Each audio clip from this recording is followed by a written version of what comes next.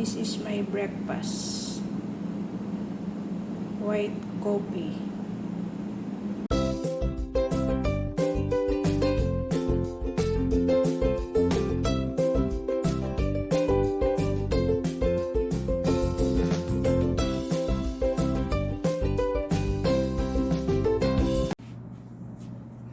Tapos na tayo gumawa ng salad, mag-aalmusal na ako. Kape lang.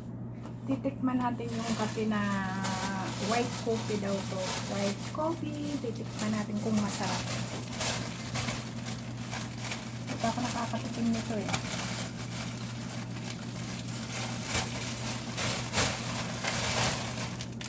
Ito siya oh. White coffee. Caramel. Tikman natin kung masarap talaga siya. Timpla tayo ng isa. Lalagyan ko pa rin ng asukal kasi ako mahilig sa matamis, pero ito okay naman tong asukal na to. Stevia sugar, yan ang ginagamit dito na asukal ng amo kong lalaki lang yung gumagamit, tapos ako gumagamit na din. Tara, timpla tayo. Titimplahin natin, titikman natin. Sana okay ang lasa. Mainom ko siya.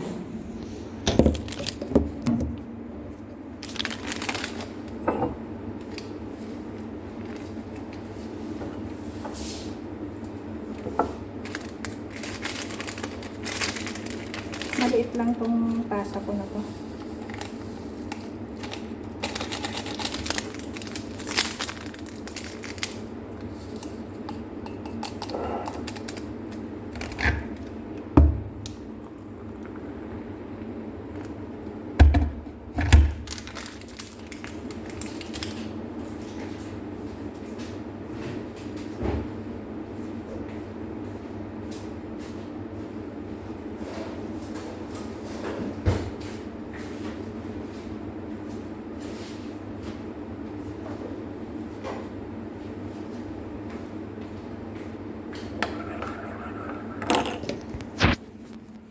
Tara, magkape na tayo.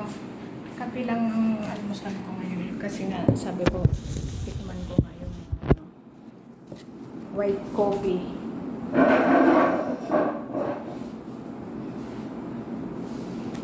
At ang partner ng kape ko, ito siya, toasted bread. Kasi lang may ano siya, parang pasas basa.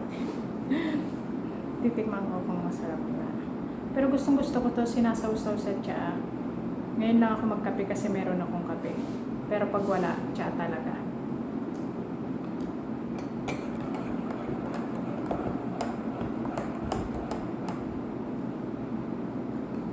Tikman nga natin. Masarap! Caramel ang lasa niya nga. Masarap din naman pala tong white coffee. 2 piraso lang yung binigay sa akin. Tikman ko masarap daw. Eh, masarap nga talaga. Ika. Yung kasama ko, nag-aalmusal yun pag malapit na siya magluto. Bababa yun mga 9:30 siya magluluto. Saka yun magtitimpla ng tsaa. May biskwit siya dyan. Bigay kong biskwit. Ako ito ng almusal ko.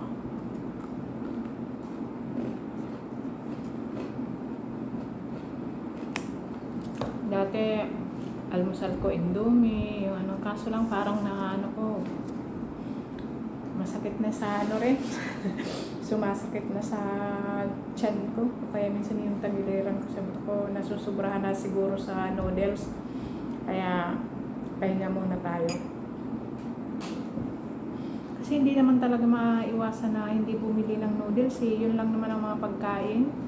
Yun lang naman na ano. Tapos lalo na pag sa hapunan. Kasi parang kumbaga sa ano, tanghalian lang talaga ang kinakain namin. Pag hapunan, kanya-kanya na kung anong gusto.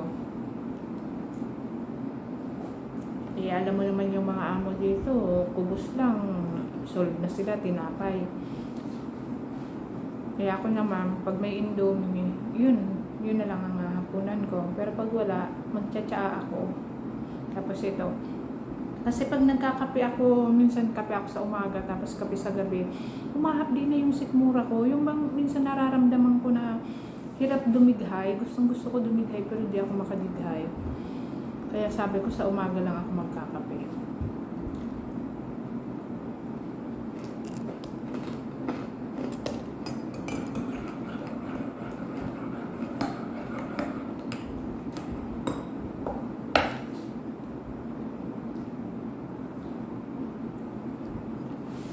Sarap. Sarap kasi dalawa lang.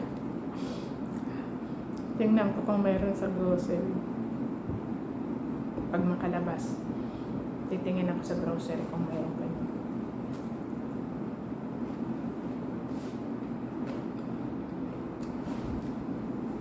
Mahirap, no?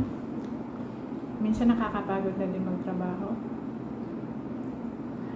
Sa araw-araw na ginawa ng Diyos, gising sa umaga, hilamos, video, bisang damit, yung baba na, trabaho na muna bago mag-almusal. Yung iba naman, nag-almusal muna bago magtrabaho. Ako naman baliktad. Magtatrabaho muna ako bago mag-almusal.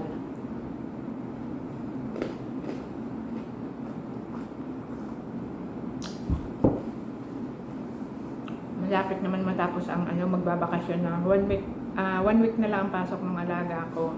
Hanggang Huwebes na lang sila. Tapos bakasyon na. September siguro pasukan na naman nila.